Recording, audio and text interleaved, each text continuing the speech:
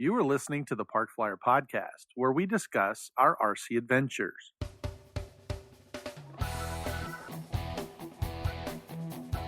Welcome to the Park Flyer Podcast, where we discuss the ups and downs of the new RC Flyer.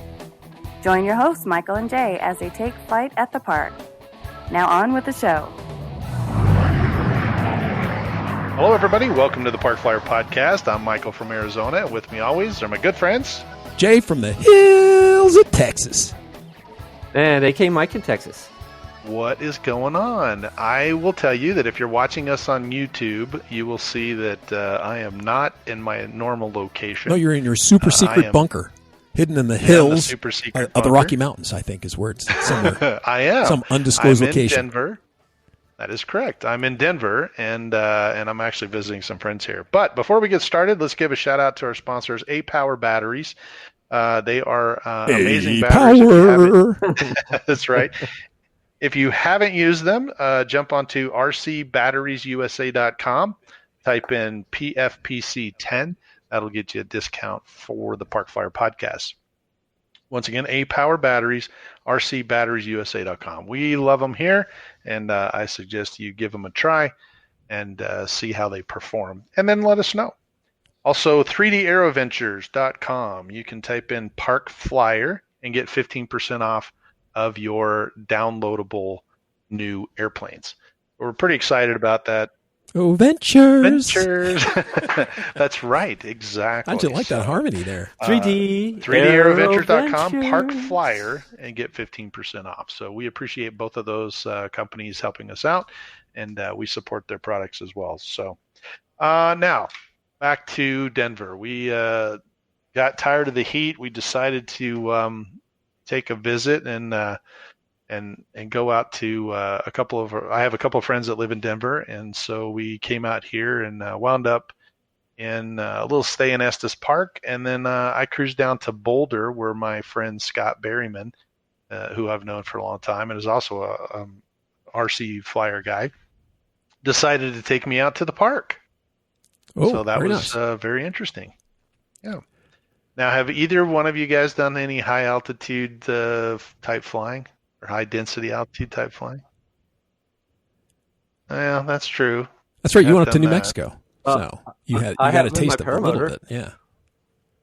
Yeah. Well, that's right. true. So definitely high to bring you altitude. guys up to speed, Taking off's not easy. I brought my little blue EDF.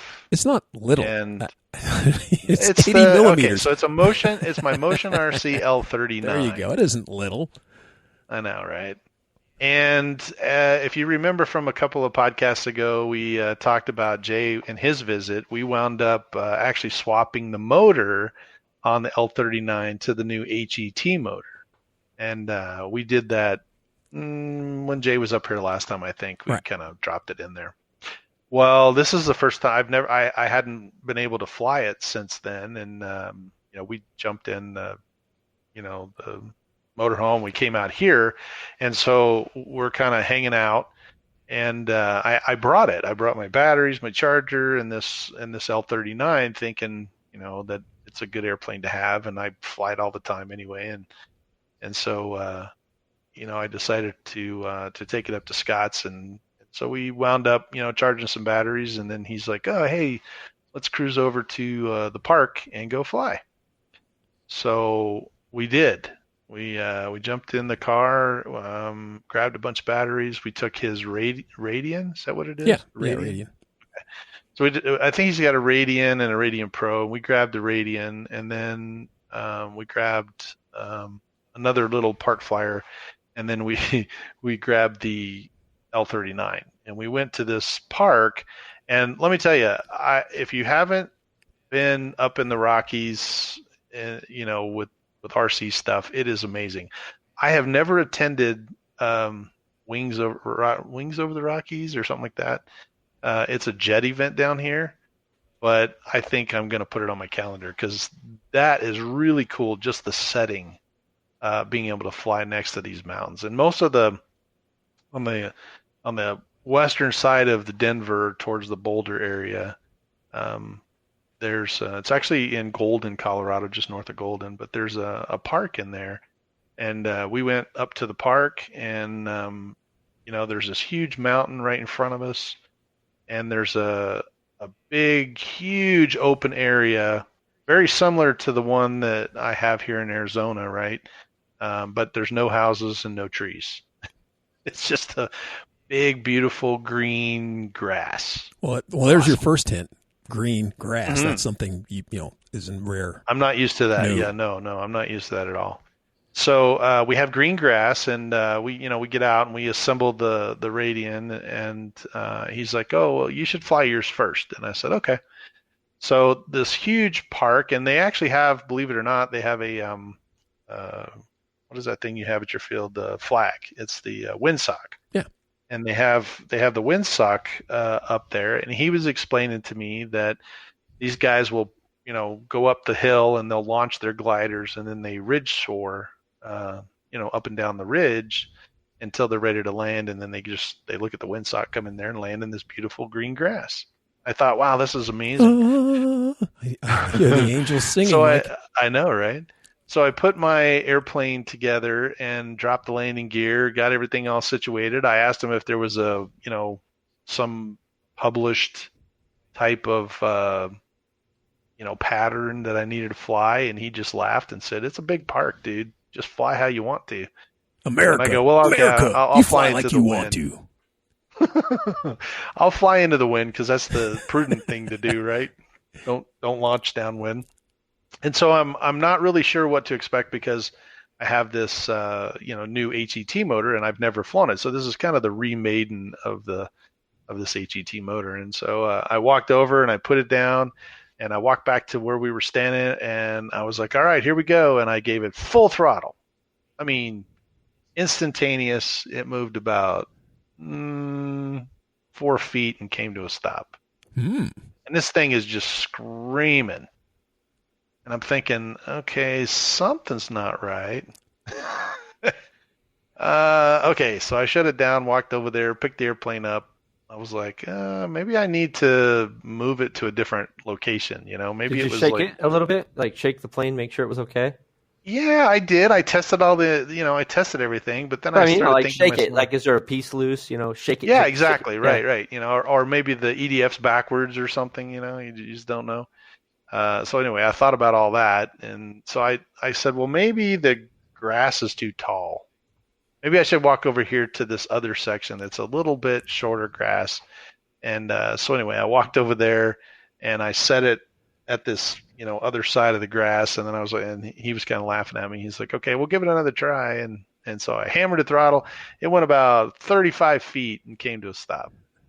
So I realized that, first of all, kind of tonight's episode is going to be talking about high altitude, density altitude with an RC airplane. So I was having to deal with that because it was very hot. It was in the afternoon, late afternoon. Oh, it was hot on top of that? Oh, man. You almost have the trifecta. Yes, it was. It was hot, and we were already up at, Denver, I think, is at 5,200 feet or something like that, and we were in Boulder, which is a little higher up. Yeah. I can actually see, Denver, I think so we're probably up at 6 or 7,000. Something like that, yeah. And, now I'm given this motor. I was really kind of expecting this thing to just rocket launch itself off of this and take off, and yet it didn't do it. It just kind of barely moved through the grass, and the grass was really tall to begin with, so it was having a hard time getting rolling. And I've only flown yours off of grass, and your grass is Texas grass, so it's like Arizona. It's really short. Yep. It's mostly dirt. It's a bouncy dirt. grass. Mostly dirt. Well, you know what I'm saying. Right. It's a short, you mow it really short, and then, it's got kind of clumpy grass in it, so it's a little bouncy. This was just a beautiful, like, very well manicured, maintained, but it's that blue, I don't know what they call it, fescue grass, I think, if you're whatever. But anyway, it's real tall blades. They're real thin, but they're real thick, and that didn't sound right. The blades are thin, right? The blade of grass is not thin. I know, right? The blade of grass is thin, but they're really close together, so it's almost like a plant, And anyway, it made it very difficult to get it airborne. So I told him, I was like, man, that's okay. I really need a runway for this. And he goes, "Oh, well, we have one of those." And I'm like, "What?" He goes, "Yeah, it's right over here." So I picked the airplane up and we walked over, and he brings me to this sidewalk that looks like a big, like, snake. It S turns, and so I only have, like, probably a couple of feet of straightaway, and then it makes a curve to the left, a curve to the right. It's just this serpentine looking thing, and I started laughing. I was like, "Scott, really? You expect me to take off on this?" He's like, "What? That thing will get up and go. You've got plenty of runway for this." And it just looked really short to me. And I just was like, "Okay, I'll give it a try." So what happens? This guy starts walking down the sidewalk, and now he's looking back over his shoulder like I'm going to hammer the throttle and just, peg him in the back. And so he stops and he steps off and we're like, no, just keep walking, And he's like, "Oh, I don't want to get hit." There you go. Smart like, man. No. Smart man. So I felt bad, and then I'm looking at him and I'm like, well, maybe I should move further back, So we moved back to what I thought was a little bit straighter section. And so I had a straight run, and then it started curving a little bit to the left. Not a really big curve, but enough for me to kind of, give it a little bit of rudder, and it would kind of curve around, and then I was headed into the wind at that point. And of course, at the end of this was the only trees on the whole place were right at the end of this. Of course they were. Yeah. So anyway, I just told Scott, I said, this has got disaster written all over it. I just, in my head, I'm thinking, this is a maiden flight. It's just, this isn't going to go well at all. And kind of similar to last week, in my head, I don't know why I'm so negative at this point, but I just felt last week, last time we talked about the glider launch, I said this got disaster. So this one here, I think I was like, yeah, it's disastrous. Well, I hammered it. I went ahead and put full flaps in because I figured if I was going to go down, I'm going to rip the flaps off of it. Take the whole plane apart. I mean, let's go for it. Yeah, I just if I'm going to destroy it, I'm just going to just totally destroy it. And so I went ahead and realized at that point, because I'd done so much preparatory work and we had moved around, that I now had an audience, because on the other side of the, like I said, now you got the trifecta. That's right. Right. Perfect. So the other side of the park is like a kids play area, and they had seen me bring this big airplane over there. And so now I've got all these kids that used to be on the jungle gym that are now standing, applauding that they want to see this any airplane. 8-year-old, they're like, I hope now, this thing crashes. Like Jay said, That's right. Probably so. They didn't say that, but I'm sure that's what they're thinking. We want to see something exciting. Well, I hammered at the throttle, and it got going down let me tell you, it moved a lot better going down the sidewalk than it did in the grass. That makes the grass sense. the grass was totally worthless. But now the wheels were rolling, and it had some get up and go to it, and I did actually have to start turning the airplane on the sidewalk. So I kind of like moved it to the left and followed the sidewalk. And now as soon as it got into the wind, it just jumped right off the ground.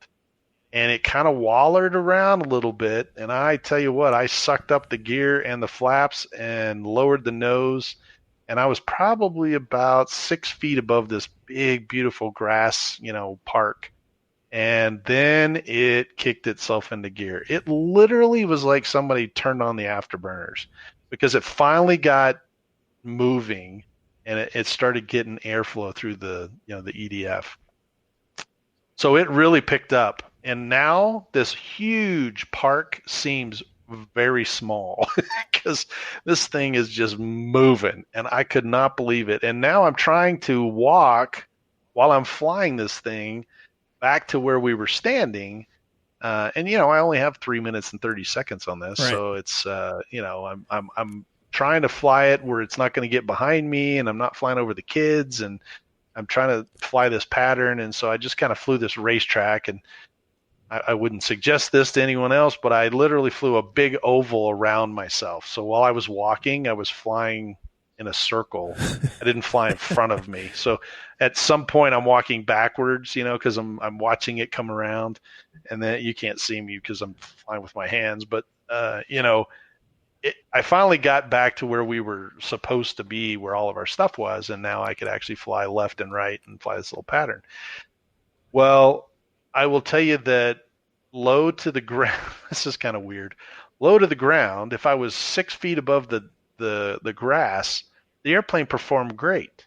And then I would pull up into this vertical maneuver, and I would, start climbing out, and then the airplane just felt like it lost all its juice.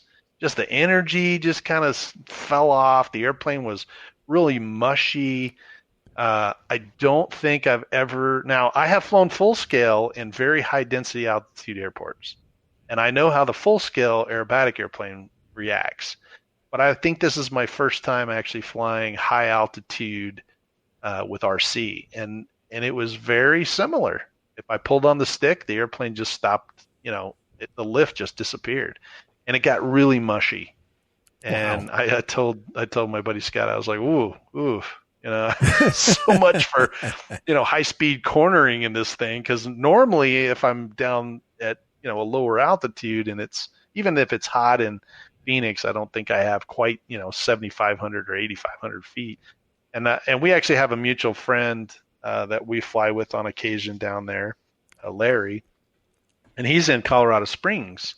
And so he flies, and he always talks about how his airplanes have so much less performance when he's in Colorado than they are when they're in Arizona. And I didn't, I understood what he was talking about because I'm like, oh yeah, well the density altitude is really high there, but I'd never really experienced it until now. So it was very interesting for me. I went around, I did like the way the motor performs. Jay, it is amazing. It is way faster. Nice. It does push that little airplane even it'll be interesting for me to get back down to a lower altitude, when it's cooler in Phoenix and see how it performs. But I was really surprised at this HET motor. It did really push it hard through the air. So, and anyway, finish up my story. I came around, dropped the landing gear. I slowed down to what I normally would slow down at. And all that came back in the back of my head was, oh, criminy, you're in Denver. Power. So, yeah, full flaps, landing gear down, idle thrust, not such a good idea with high altitude. And you know what? I fly real airplanes for a living, and when you come into Denver, I've landed here hundreds of times. You just don't pull the power. You kind of hold the power in there, keep your speed up, that kind of thing. And we have, in the past had incidences where people have had tail strikes because the airplane kind of fell out of the sky kind of thing. So needless to say, the landing was just a greaser, but I did hammer the throttle to get it moving forward instead of just coming out of the sky like an elevator. But that grass, man, it just touched down and just whoosh, came to a stop. It was arrestor grass, huh? Like a arrestor. It did. I had arrestor hook grass. Arrestor hook grass. Yeah. It was kind of interesting. So, hey, I got a quick question. So do you think that you could have been, since, this is not a scale model, but you know what I mean? It's when you're looking at it's an 80 millimeter EDF. Yeah. 80 millimeter. So do you think that you might have been like right on the cusp of where that thing could operate, altitude wise? Because like you said, when you were down 6 feet, well, let's say that was, let's say it was 6,300 feet or something. And then when you were climbing out, all of a sudden you broke 6,500. And then all of a sudden, because of the way the air density goes, it dropped off enough that you were just sucking space. You know what I mean? You're sucking nothing. Yeah. A lot less air. Yeah, and just you were right at that cusp, because you said that the plane performed well, nape of the earth. You climbed up just above the tree line, and the next thing you know, you're what should have been a nice vertical got up there and went. It was definitely gasping for breath. I will give you that.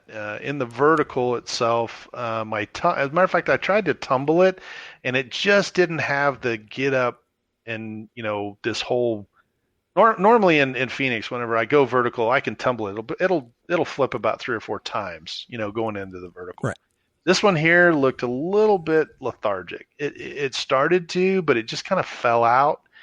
And then my recovery was longer because it when what I normally do is just I tumble, and then it's almost an immediate, as soon as the nose is pointed at the ground, I can start pulling, and it just carves right out of it. But this one, you had to actually get it flying again, which took a little bit more of a downline than what I was kind of used to. I really wouldn't do it low to the ground because you're going to run out of space. But to answer your question, it's really something you need to think about. Maybe one of our listeners that lives in Denver that could bring that to our attention. But I don't know what the operating limitation of this particular EDF is. Right. Well, I'm thinking also we could ask the manufacturer. I'm kind of thinking too a little bit of now, because once again we fly with a 5,000 milliamp battery, 6 cell. Right, that's true. So, so here comes a thing. So now.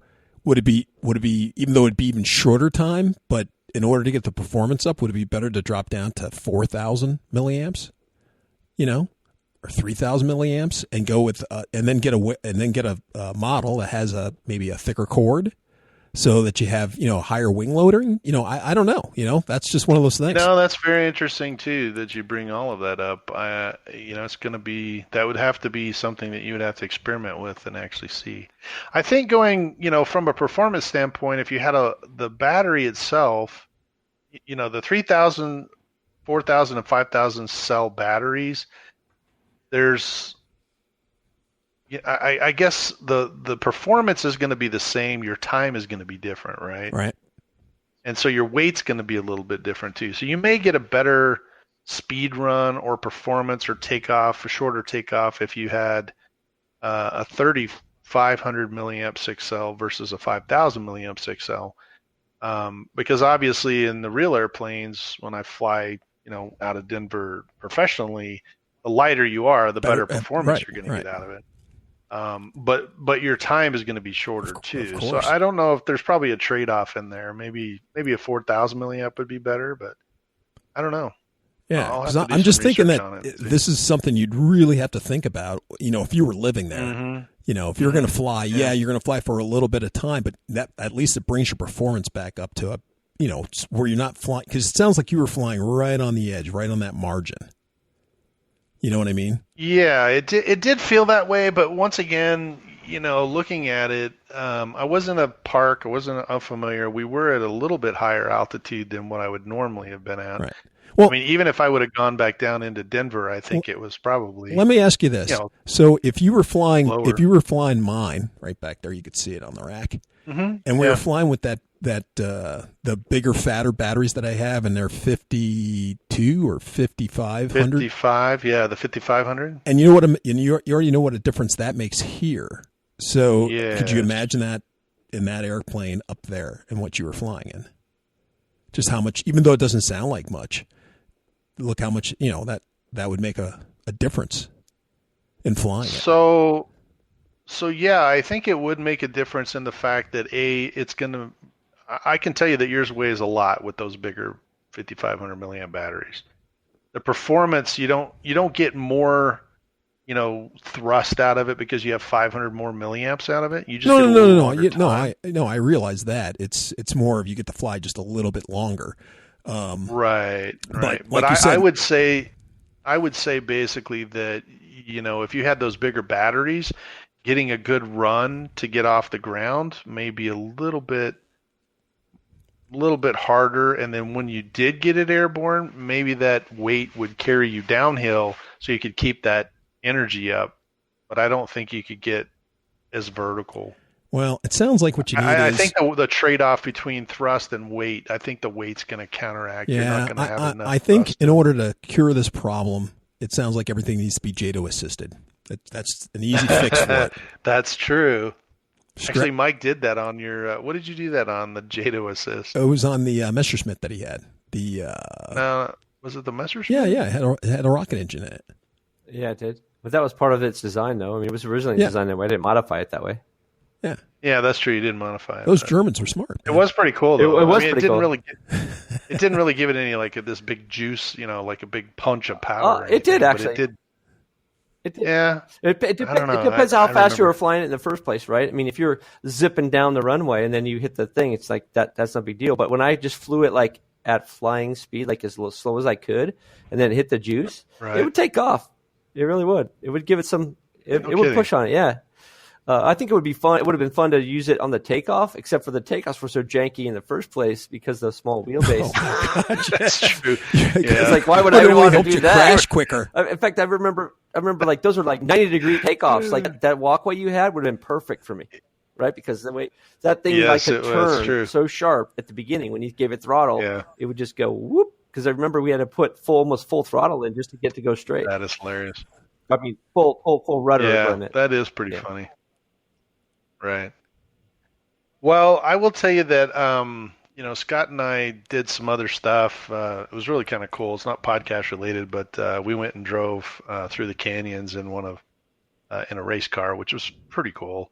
And then we came back and we were all at the house, and it took us longer to it didn't take us longer. We took longer driving because it was so much fun.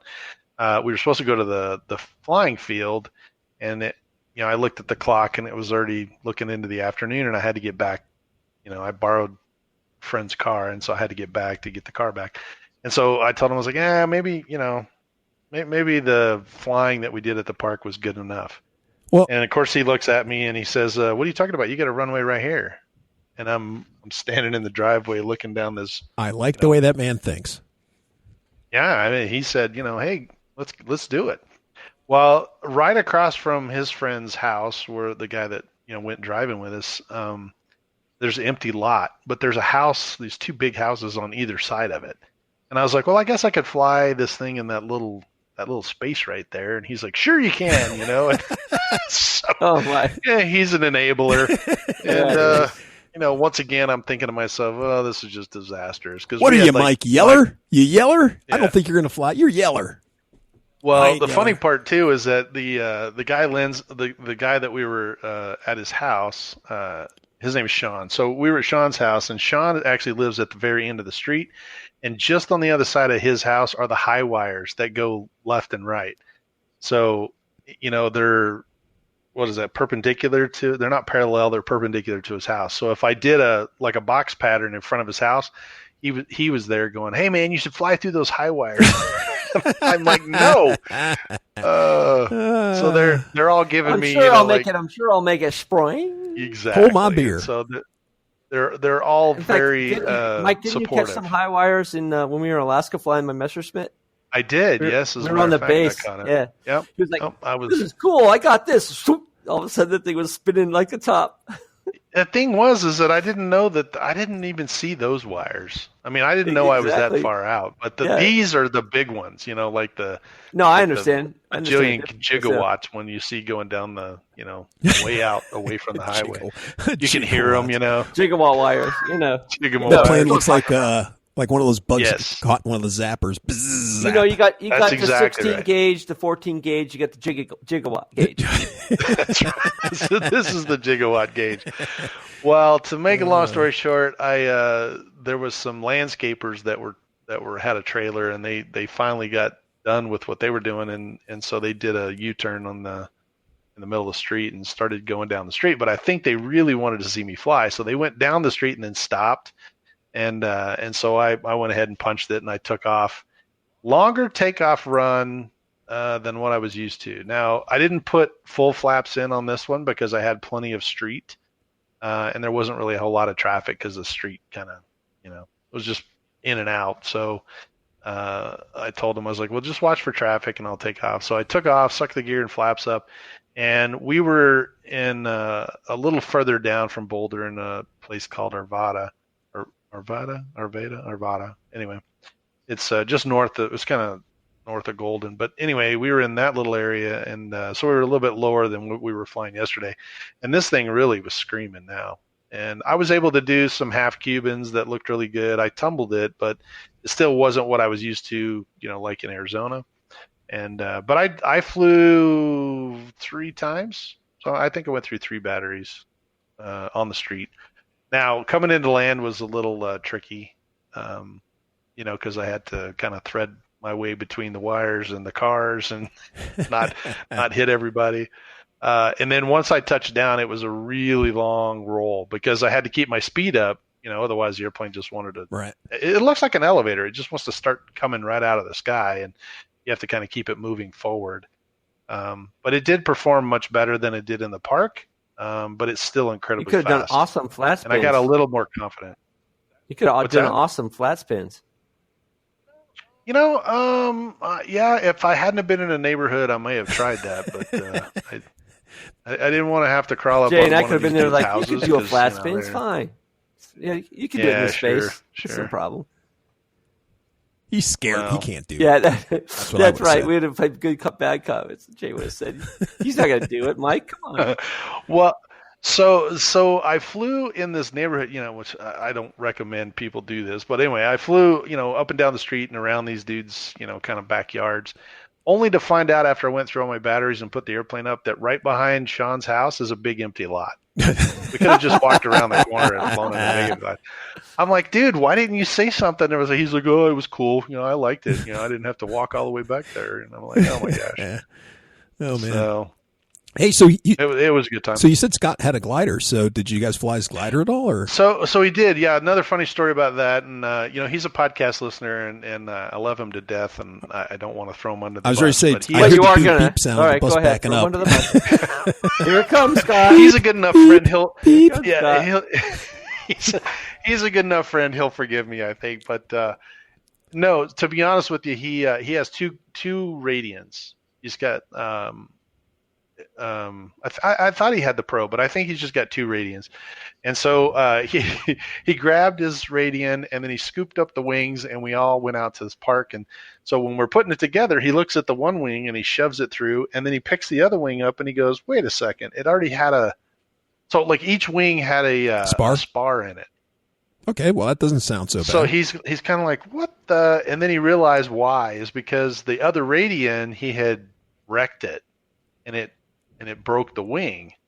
And so he left the spar in to the broken wing, and he picked up the broken wing and the regular wing instead of the good wing, that didn't have the spar.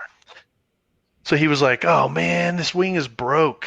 And I was like, oh, well, that kind of stinks. Well, we had, there's a girl named Lisa, she was with us. And so she goes, oh, I got some duct tape in the car. I was like, perfect. And so she runs to the car, and we did this little repair with duct tape and duct tape the wing. And the wind was really howling up there, which it does because it comes up the side of the mountain. And he looked at me, and his first thing he said was, okay, well, don't rip the wings off this thing because the wind is howling. And if you start yanking and banking on this thing, it's going to just break. I'm hearing another trifecta.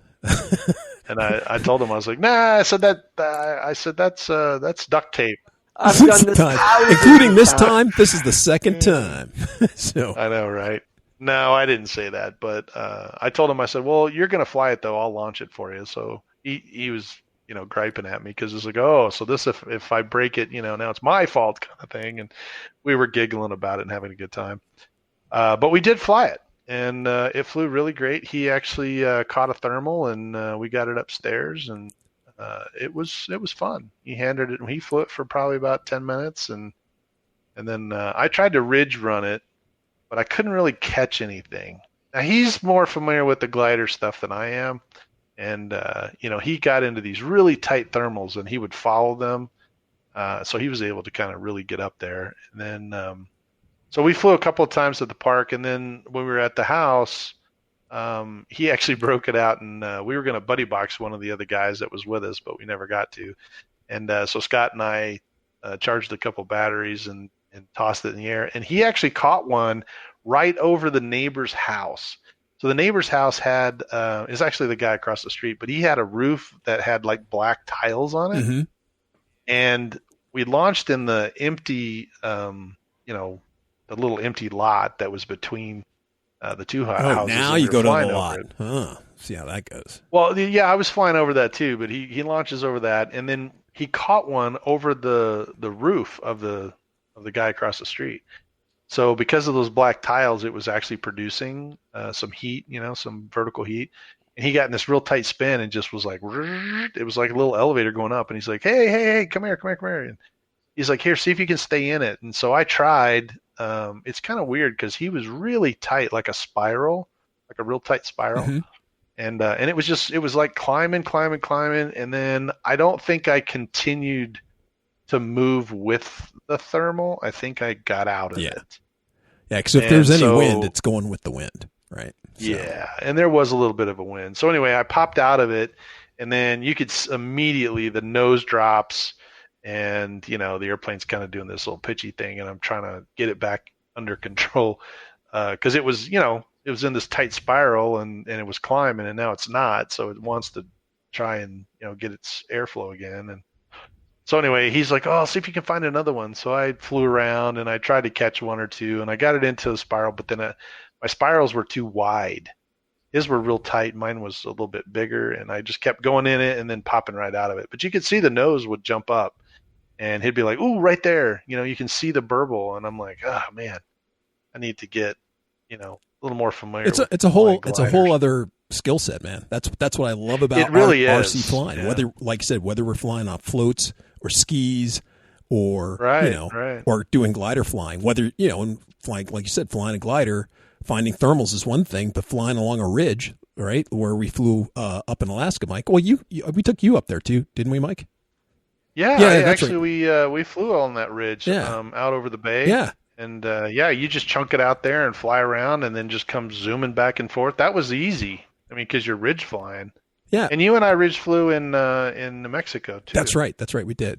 Yeah. But once again, there is a little bit to it, because if the wind's too strong, you got to deal with that. If it's really light that day, it alters how you fly. So, and then once again, how high is it pushing you up? Sometimes you can fly 50 to 100 feet above the ridge, no problem. Like we did on the day that you came. Other days you get out there, not so much. The part that really amazes me about when you're flying ridge flying and stuff is that the next thing you know, if you fly just a little 20 feet behind that ridge, all of a sudden everything's gone. And the plane's falling out of the sky, and you're like, what? What's going on? Yeah, that's true. So that's one of those things I just find very interesting. We flew that 20 mile an hour wind day out of Kincaid. Yeah.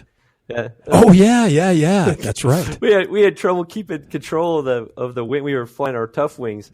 We had trouble keeping control of them just because the wind was just howling. But there was plenty of lift for us to have. But it was tough to keep them in play. Yeah. Huh. Nope. Well, it's definitely interesting. I mean, I really need to go out with some guys that actually have experience, soaring in big thermals. Jay, we're just a couple of muffins. Well, there was the time that I was up in Alaska where your buddy had that Fox or something, and we spec'd out that thing. But it was that was because we were under a big cumulonimbus cloud, and that was producing all kinds of lift already. That thing sucked it right up, didn't it? Yeah, it did. It sucked it up a couple thousand feet, I think. Our 400-foot ceiling got blown out, right away. We're in Alaska. We don't have any 400-foot. I was like, do you see the plane? Yeah, occasionally I see it. Right. I see. Yeah. There it is.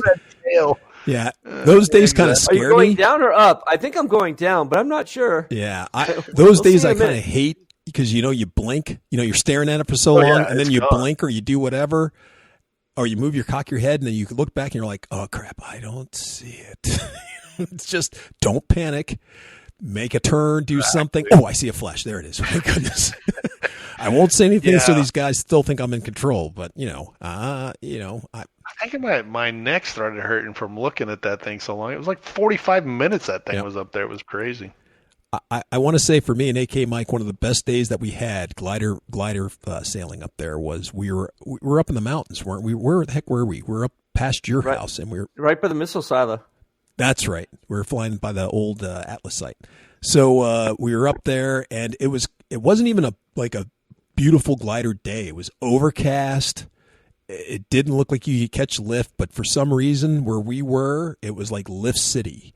And we got into some massive, massive thermals, and we spec'd our gliders. And then we were like we were getting so scared because they were so high. You know what I mean? It's like, you can't see them. You're anymore. Like, okay, I'm done climbing. I mean, it's getting to be where I can't tell what it's doing. Like Mike was saying, is it falling? Is it going left? Is it going? I think I was staring at a bird. I don't think I was staring at the plane. Type of thing. Or I was staring with the cloud, and they're like, "What are you doing? Your airplane's way over here to the left." And you're like, "Wait, what?" Kinda. It's 180 degrees behind you. Exactly. Now, the best part about that day was we happened to bring out a bunch of lawn chairs with us for whatever reason, we had some lawn chairs with us, no, that and we were nice. like they weren't the zero gravity ones, but they like had this like they were like hammock like. Oh, that's and nice. So we were just sitting back, and you could lay back like you weren't sitting up. We were all laid back. So our back. next because we were flying, I want to say it was almost an hour or longer that we were up flying, but we were all lounged out, and then we, like I said, we started getting to the big stuff, and it started scaring us because we were like, oh man, that's really getting high. I think we better start bringing them down because I can't. It's not coming down. Oh, that was our fear because they were getting up so high. But that was a beautiful day. We both had spoilers, so that was helpful, right? I mean, oh yeah, because you just turn the spoilers on. It's like, okay, it's going to come down. There's nothing you can do about that. And it'll be down here in a minute. Oh yeah, now I can see it. Oh, it's turned the other way. Hey, it was inverted the whole time. That's funny. Yeah, that was a great day. Scott has a really nice DLG, and I think unfortunately we didn't have enough room in the car, but he was going to bring that out, and that would have been interesting to fly too. But it would have been fun. But I definitely, I love learning new things about, the RC world, and gliding is not one of those, soaring. I shouldn't say gliding. The correct term is soaring. But thermal soaring is one of those things that I really haven't experienced. I mean, I can get some thermals in Phoenix, and we throw it out there, and yep, it goes up. But it's not like we're chasing them. It's pretty much the whole desert's a thermal because, it's just this big, mile area of heat just radiating. Well, upwards. And there's a lot. It's it's just like any other kind of, not an art form, but there's a lot into it about thermals and what's just the wind blowing, and then what's showing that a thermal is being created right across your field. What's right? How many thermals are going? How big are they?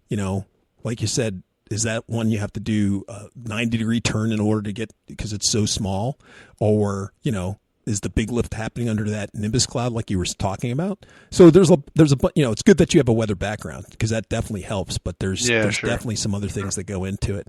And then you also have to have your glider set up right, True. Because you could be flying right through big old thermals and not know it because you don't have it set up that it reacts for you. And some planes react better than other ones, depending on their design. So like this gentle lady over here to my left, I'm pointing to, that one really gives you notice with the polyhedral wings if you run into any kind of lift, as opposed to our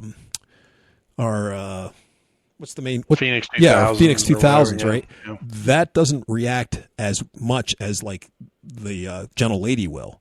I mean, you really kind of the whole plane rises type of thing, and you got to kind of get used to flying, and then you go. I think I just went through some lift where, like I said, the gentle lady, a little puff of hot air, right. And it reacts and lets you know that there's something there. So, yeah, it's well. I was thinking about that, because you and I were flying the gentle lady down in Texas, and I thought about it. Well, the way this ridge was, the way the thermals were working up here, it would have been kind of interesting to have that particular airplane and have Scott kind of walk me through what you're actually looking for, because he does a lot of the gliding around here. It's easy to do, and actually, Larry, he does a lot of stuff down there in Colorado Springs too, because they can go up on the mountains and toss it off, and they've got a lot of that ridge lift up there. Yeah, didn't you say they had a field where they had one guy would like drive his car up with a whole bunch of planes and then throw them off the ridge for everybody? Yeah, I thought that's what Scott was telling me. I don't know. I'll have to talk to him again about how they launch them. But yeah, I thought the guy went up there and threw them all off. He just throws them off and is like, oh, I think that's mine. I better take over. Exactly. And they glide around. I don't know if they walk. I don't know if they walk up to the top or how high they go up off the ridge, or if they just stand up there and do it. But there was some homes that were up at the very top of this ridge line, and Scott in passing just said, oh yeah, they go up there and they launch them off that ridge line there, and I was like, oh, that's kind of cool. So how do you think? It was a good time. How do you think Frank would have done up there? Huh? Yeah, exactly. Yeah. I feel sorry for that old man if he would have. I don't want to be hit. Quack! Oh, I was hit anyway. Well, it was, I had a great time. I did a lot of things with Scott that I hadn't done before, and he was nice enough to, take time with me out of his schedule and kind of entertain me there. But it was a beautiful place to fly.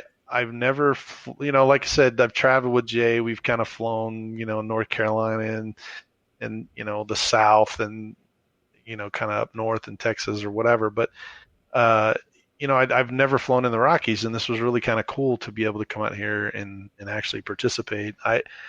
I do know that he kind of pointed out there's another field down here, Chatfield, I think is what they call it, and that's where they fly their turbines. They have wings over the Rockies down there. They have a couple of places along this, right along the ridge of the Rockies where they go fly, and I think it'd be kind of cool.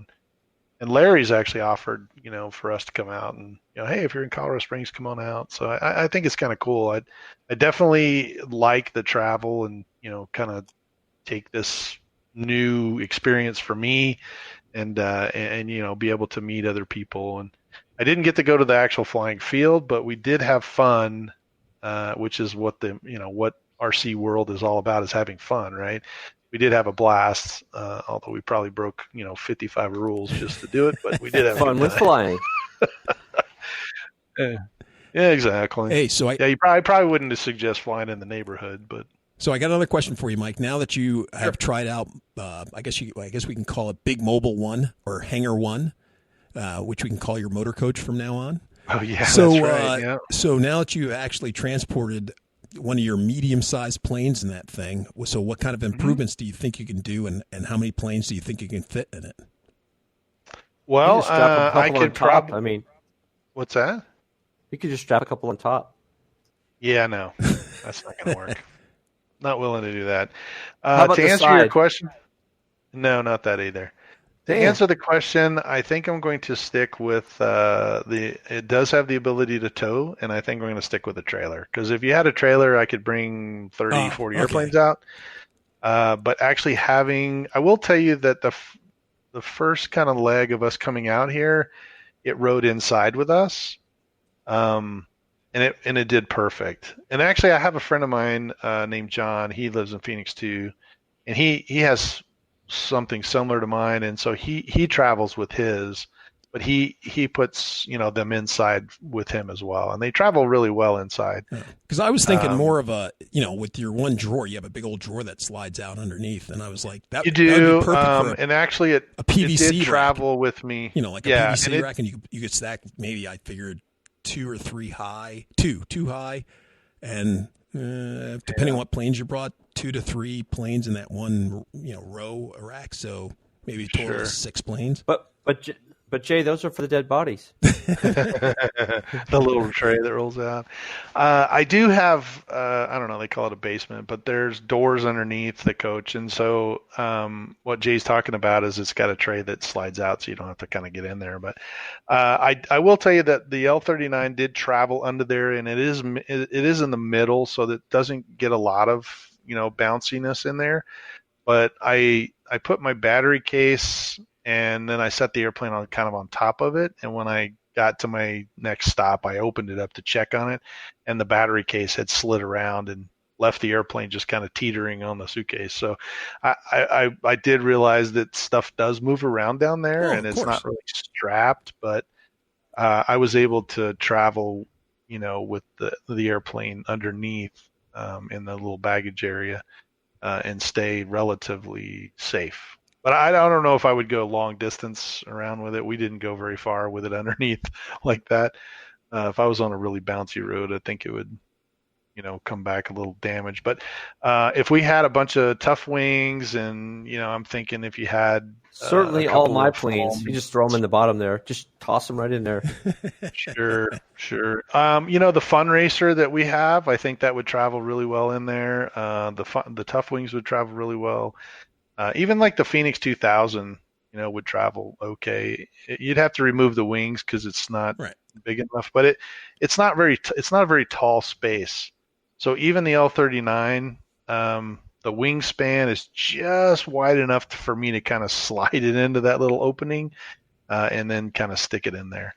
And what I did is I actually cut some of that, that stuff you put in your cabinets to keep your glasses from sliding around. And yeah. What do they call that grippy stuff. We use it for the batteries, right? It's like grippy shelf paper. Correct. It's that really foam grip for the shelf. Well, we use it for battery trays instead of the Velcro. If you put that under your battery, then your battery won't slide around. But that's what I did. I cut a big sheet of that and put it underneath down there so that the airplane wouldn't slide around while we were driving. Ta-da. Yep, that's it right there. There you go, folks. That's what it looks like. That's it. So you can buy it at Walmart or Target or whatever. They come in really big rolls. They come in small rolls for like your drawer, your silverware drawer, and then they come in really big rolls of like 2 feet or 3 feet long. And I actually bought one of the big 3 feet ones and then just cut it and set. It was really cool. I set my battery box on it and I set the airplane on it and I set something else on there so that they didn't move around while I was driving. But it's been a good time, and I think that I'm moseying my way down to your direction, so it should be pretty cool because I brought my L39, and I think if I can make it there in the next by the end of the month or so, we can chase each other around in our L39s, cool. Which will be the first time. Because normally I fly yours when I'm down there, and you fly mine when you're up here. So, that'll be nice. I don't think they've ever been in the same location at the same time. So you're thinking you might make it down here by the end of the month? I'm hoping so. Yeah. Well, cool. So, we'll probably also have another guest with us, Mr. Grasso, our friend from college, may be joining us as well. Oh, well, there you go.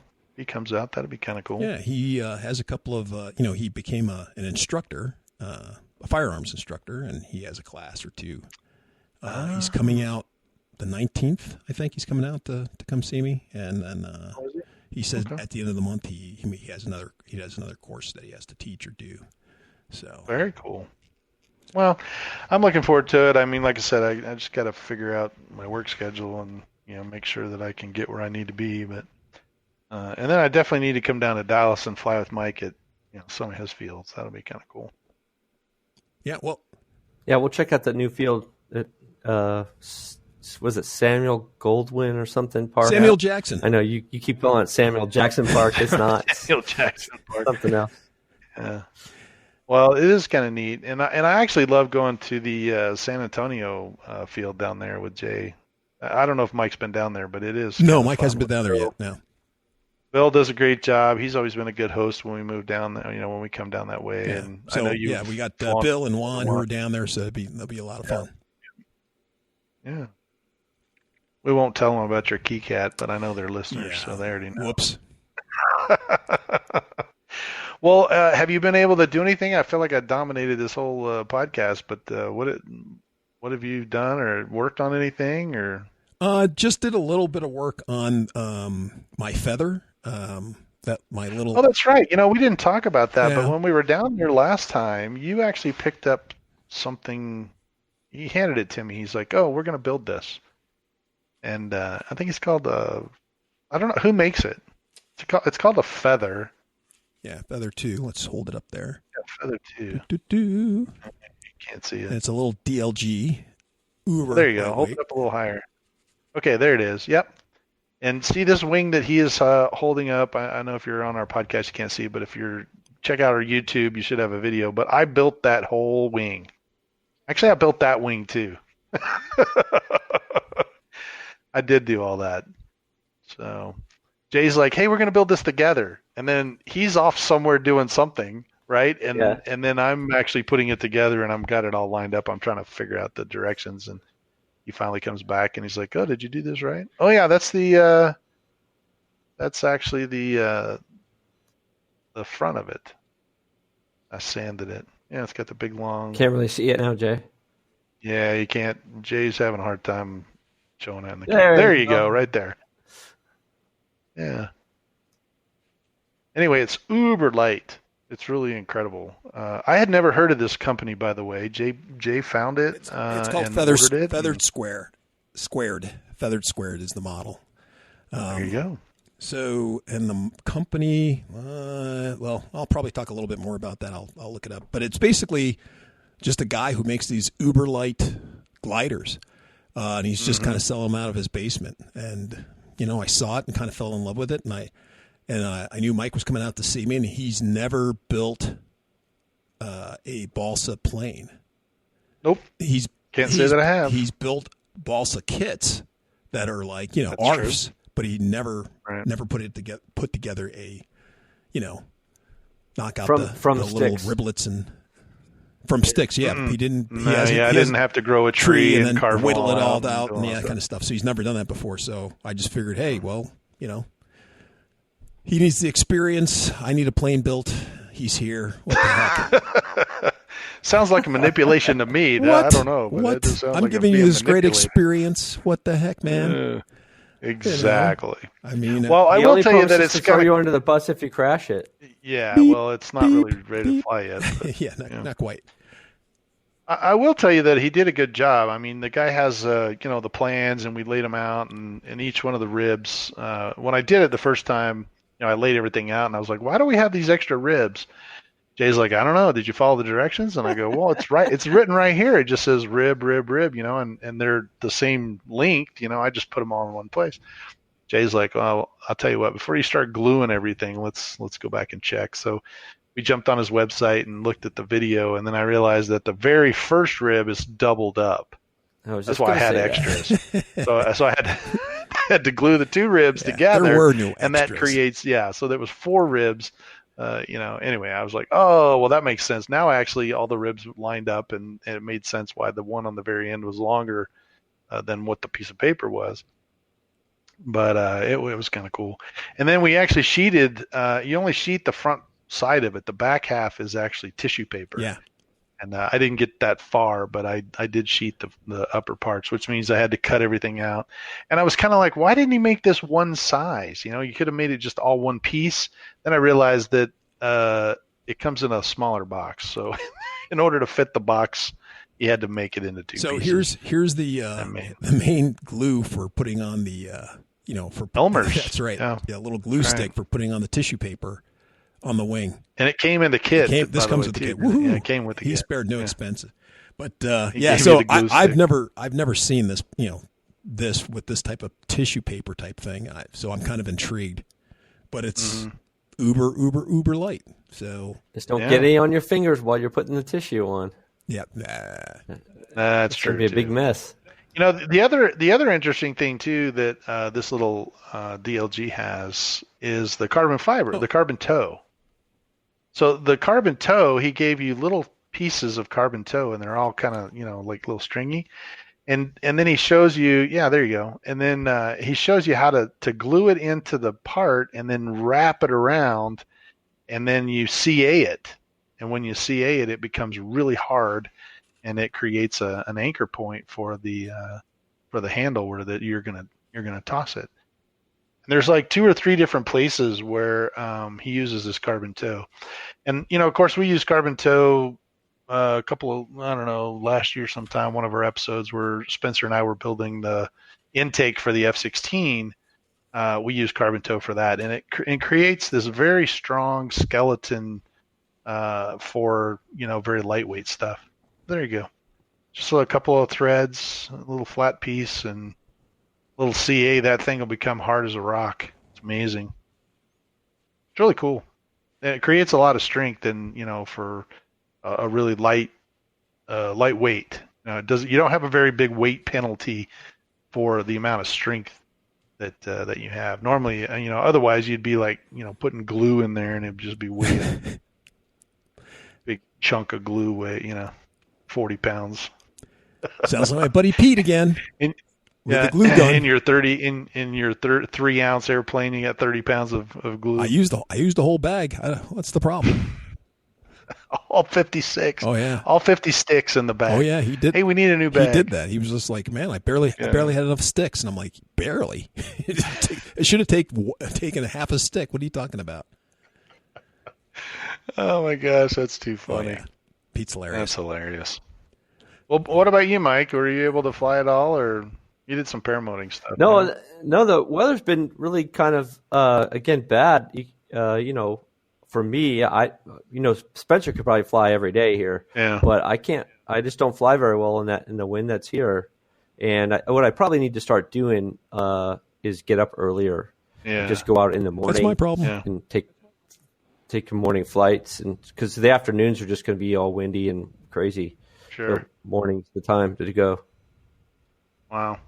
Well, I mean that's true in Arizona too, because it's 117 there. By the way, I just got one of the guys there just sent it. I was like, "Hi, hey, how was Denver? Was it hot? Because it's only 117." And I'm like, "Oh, it's 78 degrees here and nice breeze." So I actually opened the windows at night, because it's so nice. But yeah, it's brutal. 117 degrees. Woof. I'm thinking to myself, I should be a snowbird from here on. Maybe I can find some people here in Denver that I can come up here during the summertime because it is nice. I know why Larry comes up here now. Yeah. Getting out of that heat is amazing. So, but you do have to deal with, it's rained kind of on and off we've been up here most of the week and it like rains in the afternoon and then it's real nice. And then in the morning, it's really nice. So just kind of weird that I'm not used to any of that, right? I'm used to you're not used to rain, period. Right. No rain, not a cloud in the sky. It's beautiful blue skies all the time. But I will tell you that my friend Barry, he's been out a couple of times because he keeps texting me going, "Hey man, are you ever coming back?" And I'm like, I've only been gone 2 weeks, but it's been a good, kind of a break from the heat. So. Well, bud, we'll we're waiting for your return or showing up here in Texas so we can continue our, shenanigans. Shenanigans? Yeah, we need to. No, I think I've been in Texas more this year than any other year. Yeah, I've been down there like 3 times already. Well, and we really didn't. Unfortunately, the last time you were down, we really didn't build any planes that much. We played games and just kind of hung out.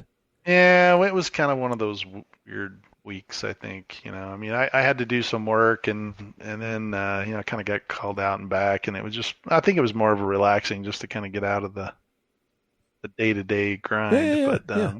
We did build a little bit of the feather. Yeah, just a little bit. But what I'm saying is, it's been a long time since we have not, when we got together, not built planes or, we're on task. That's true. Normally we're building big stuff. 80% of the time we were knee-deep playing games, or me yelling at you while you were playing a game, more like it. But yeah, well, he's very animated when you're playing games. So. Well, I hate to stereotype myself, but black guy at the movies, what do you do? Don't go in there. Don't go in there with all the chainsaws. Now walk backwards into that room where it's really dark. Okay. Exactly. Well, our hour is up. That it is, my friend. It has been a very fun time here, hanging out with my friend Scott and in Boulder, even though he's flatter now, Golden, and all these other places. Yeah, that's true. It's been kind of interesting to fly with this high density altitude. Although I've done it both professionally and in the aerobatic world, this is my first experience in the RC world, and I can see that it's very relatable to what I do professionally. So it just was interesting. So it's I've heard guys fly the turbines out here that say they have to jump up 2 engine sizes just to have enough to get it to move around, and that's always been kind of a question, like why? But now I understand a little bit better. I do like the HET motor. The Motion RC has sold it. It's a free wing. It is their in runner for the L39, and it performs very well. At least up here at altitude, it performed well. I'll have to see when I get down to Texas. You'll have to tell us when you get back home. Yeah. So should do well. We're going to give a shout out once again to A-Power Batteries, the rcbatteriesusa.com, PFPC10, that'll get you a discount, and 3daeroventures.com. If you use the term Park Flyer and you type that in as you're checking out, you get 15% off any of the downloadable plans that he has available on his website. So reach out and help those guys out, and we appreciate that. And yeah, it's been a kind of a quick hour, but it's been fun. I'm sure we have more stuff planned. We're still kind of under this COVID thing, and I saw that there's some more things that got canceled, unfortunately. But I think we'll come out of it stronger in the end. So. And then let's see, we've had a couple of phone calls this last week too. I think Steve mentioned on our Facebook page that took his name in vain there. We mentioned him on the podcast, so we'll do that again this week. And I think Jay's going to reach out to him and see if we can get with him. He's up in New York, so he's a little bit further in the future than we are. But we'll reach out to him for see if we can have him on. Still looking for helicopter stuff. I know that one of our listeners said we need to have more helicopter content. So maybe Jay, when I get down there, we can go fly your 230. I was hoping that's why I bought Mike a helicopter for his birthday. Yeah, that's true. Because he was supposed to take that helicopter division over. I gave him a beginner helicopter, so he was supposed to give us reports on that. So he did give us a little report. He kind of videotaped it going around in his living room, but that was about it. So we'll have to hear more about that when you get more comfortable with it, Mike. I broke it. Oh, no. Oh, gosh. Well, there you go. He got a new toy. And so much for that division, or that segment. So that segment. Sorry, folks. That segment was all about 38 seconds. I got this new helicopter. I flew it for at least an hour. Oh, well, there you go. That's even better. Well, I think our hour is up. We're going to go ahead and leave you for this time, but hopefully the next time you hear from us, I'll be hanging out down with Jay again, and we'll have some more shenanigans to talk about. But feel free to reach out and give us touch base with us at the parkflyerpodcast@gmail.com, or you can call the number that Mike has, which is... I don't have it. I don't have it in front of me either, and I don't have it memorized. But it'll be flashing on your screen. That's right. You can call this number and let us know what you're doing. So we always appreciate hearing from our listeners. It's always a good time talking about them and hearing their stories too. If you haven't already, jump on Facebook on our Park Flyer Podcast listeners group and join. We are constantly getting new members almost on a daily basis, so it is very exciting to hear and see the progress. So other than that, man, you guys are going to have a good week. Make sure you reach out there and build something or fly something, right? I mean, don't just be, I guess you guys are still in the heat, so maybe I'll go out and fly something. Heck yeah. But anyway, so I guess from Michael here in Colorado, not Arizona. And Jay from the hills of Texas. And AK Mike in Texas.